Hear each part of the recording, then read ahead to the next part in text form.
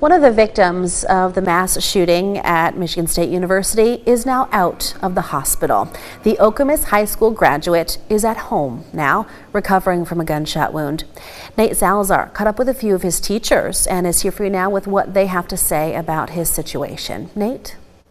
Well, that's exactly right. Troy Forbush made his first public comment 2 days ago on Facebook, detailing what he underwent the days following the horrific shooting. While he is recovering, people who are close to him say it's a relief that he's doing well.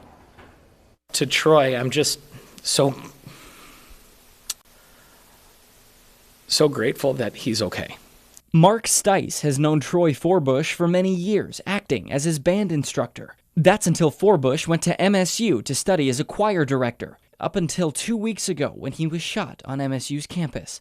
Forbush, along with 4 others, were taken to Sparrow in critical condition. It was almost disbelief because you never really imagine that this would happen to somebody that you know. He was shot in the chest. He went through 3 hours of surgery, doing a remarkable job of recovery.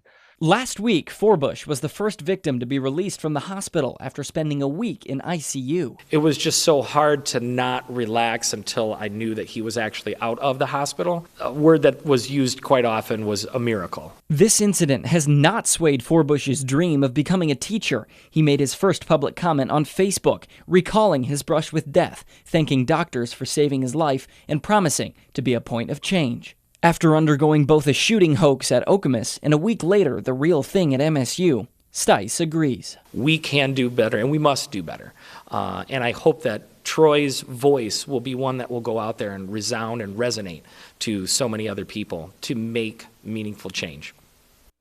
4 other MSU students remain hospitalized, according to Sparrow. 1 is in fair condition, 2 are in serious but stable condition, and 1 remains in critical condition.